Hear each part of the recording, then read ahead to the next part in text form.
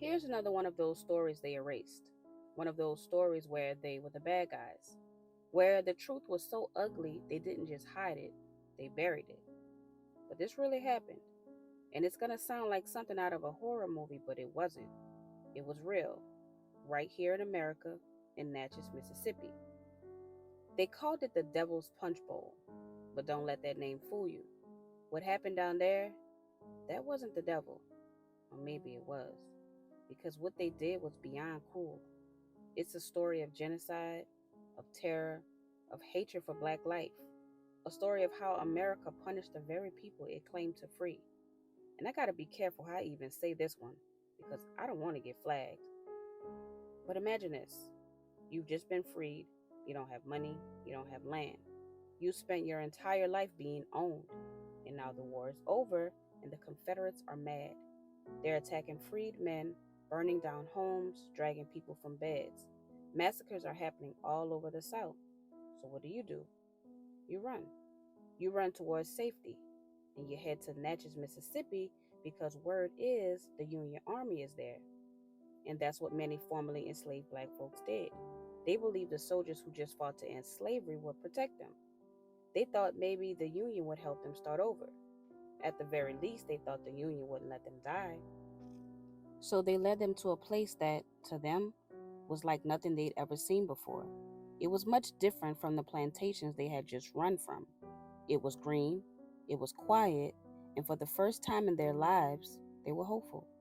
They thought this would be the beginning of their new life: a home, a future, a place to breathe. But they didn't know what they had just walked into.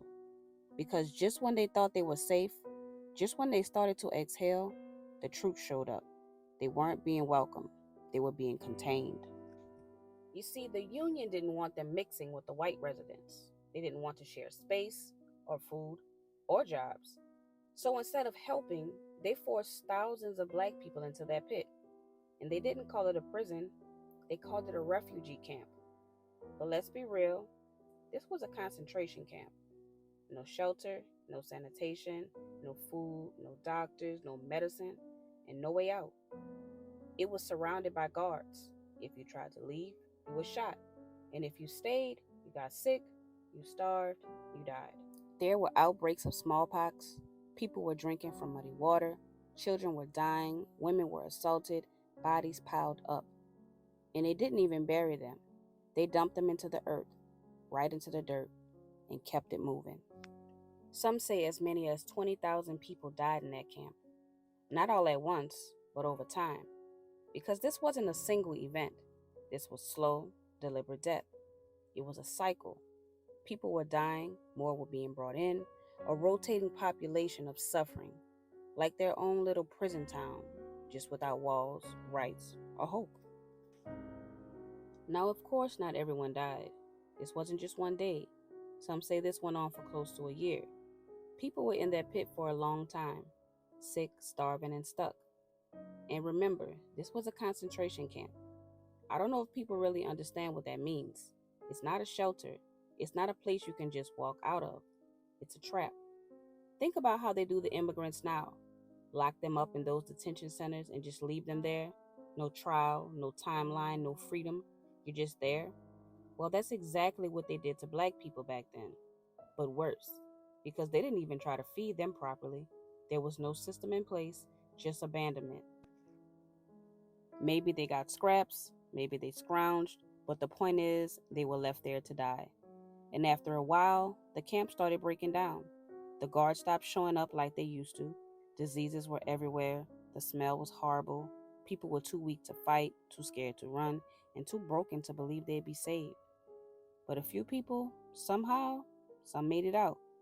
Maybe they escaped through the woods. Maybe they were released when the whole thing fell apart.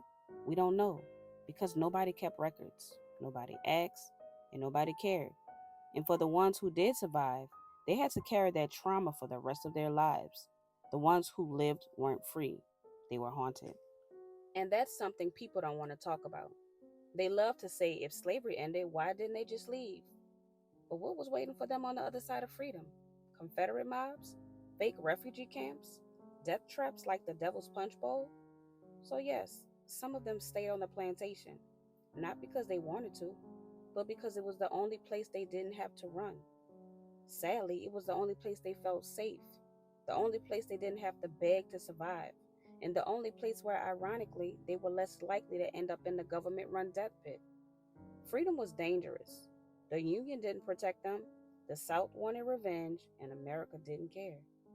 Now, people always talk about how religion was used to control black folks, and it was, but religion had nothing on the law. They made laws just to trap us, laws that made being jobless illegal, laws that made standing still illegal, laws that made being black and free criminal. And once you broke those laws, those made up rules, they'd arrest you, leash you out, lock you up, or worse. The government, the military, the police, they weren't protectors, they were enforcers.